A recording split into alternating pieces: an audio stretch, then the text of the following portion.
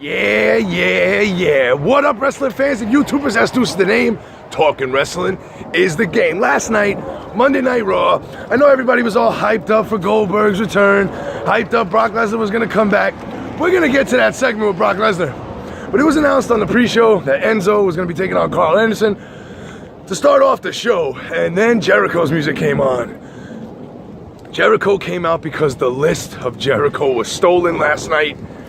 And he was pretty pissed off. He threatened to not wrestle in that triple threat match against Seth Rollins later in the evening with Kevin Owens and Seth Rollins if he didn't get his list back. Jericho was upset. You can tell he was upset. He was in rare form again last night. Kevin Owens came out and told him he needed to get his head in the game. Start thinking ahead. Start thinking straight. He didn't want to hear it. He wanted his list. Stephanie came out. Oh, I thought we weren't going to see the authority figures on Raw anymore. New era, same old shit. Then Seth Rollins comes out, and Seth Rollins has the list. So as Seth Rollins has this list, he's taunting Kevin Owens with it, and taunting him. Finally, he says, if you want your stupid list, come and get it. Jericho is now on the hunt for the list. Finally, Raw can get properly started now. Enzo against Carl Anderson. It's going to be Enzo and Big Cass against the Club at Hell in a Cell this Sunday night. And last night, Carl Anderson loses again. This could mean the Club wins at the pay-per-view, but at this point, I don't think it matters. They have been misused so bad that I don't know if they can ever return from this kind of scrutiny. I mean, the Club has been used wrong since they got there. Anderson and Gallows are two of the biggest bullies in wrestling, and they are one of the best tag teams in the world, and you couldn't tell from their WWE run. Now, they're signed for some time, so not saying it can't get better, but at this point, it really can't get any worse for Anderson and Gallows at all. Then we had Bayley against Dana Brooke in what I thought was going to be a one-on-one, but it was an arm wrestling match. That's right, Dana Brooke finally got some smarts and figured, you know what? They think it was a fluke I beat Bayley. Now I'm going to show them how strong I am. And Dana Brooke is a strong woman. So she beats Bayley because she makes Bayley use her bad shoulder. As you know, last week Bayley hurt her shoulder. So Dana Brooke beats her the first time, then says, all right, let's switch. Then they use their left arms, and Bayley starts getting the better of Dana Brooke until, of course, in classic WWE arm wrestling match fashion, Dana kicks Bayley, ends everything, still gets a Bayley to belly for her troubles. So Dana Brooke and Bayley is continuing, and we got that. Next up, the New Day against Sheamus and Cesaro, and I really like this match. I was just upset. The match was great, but I was mad that they're having the same match this Sunday. That's not good for business. The same exact match this Sunday. The match was amazing. Sheamus and Cesaro won. But does that just show us that they're going to lose on Sunday? They've been talking about the New Day's record over and over and over. So I don't know. It looks like the New Day's going over Sunday. But Sheamus and Cesaro looked great last night. Bo Dallas against Curtis Axel. Curtis Axel from Minneapolis, Minnesota. That's where Raw was last night. He got a big pop. He name drops Larry the Axe Hennig, who's his grandfather. He name drops Mr. Perfect Kurt Hennig, who's his dad. And then he gets rolled up by Bo Dallas in a pretty competitive match, but he still loses.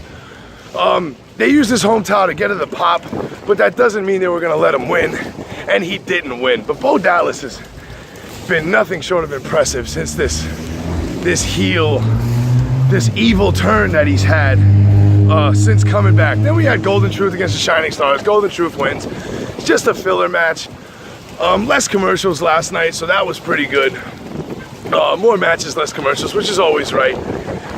Rich Swann beat Brian Kendrick, which I think is wrong because Kendrick is supposed to be looking strong, going into Hell in a Cell to face TJ Perkins, and now he just lost to Rich Swann, and he begged TJP to let him win. Let him win, so he doesn't get fired. It was pretty pathetic. Sami Zayn against Braun Strowman never got started because Braun got back on the mic and said, Foley, I want competition, and I see none. Throw Sami Zayn out of the ring. Sami Zayn attacks him. Braun Strowman whips Sami Zayn into the barricade, walks away unharmed, unscathed. Sami gets back in the ring. Obviously, Braun Strowman and Sami Zayn, the kickoff show at Hell in a Cell. Then Brock Lesnar and Paul Heyman. And man, this segment fell flat as dog shit. And we're going to talk about it in my other video. Not right here, but it was bad. Then we had the contract signing between Sasha Banks and Charlotte, which went as expected. They signed a contract for the first two women ever to get inside a Hell in a Cell. Then the main event, Seth Rollins against Kevin Owens and Jericho. Finally a chance. Oh yeah, Jericho found his list, and guess who had it? Braun Strowman. That was a funny segment in the back. I'm sorry I skipped over that. But then Jericho and Rollins can't really seem to find their double team and groove. And once they get Seth Rollins up, they go for a double superplex, and Seth Rollins drops down, rolls him up, and pins both Kevin Owens and Chris Jericho at the same time. How do you have your champion lose like this going into a pay-per-view, and if he wins, have people believe that he could actually beat Seth Rollins? It was bad. It came off bad on TV.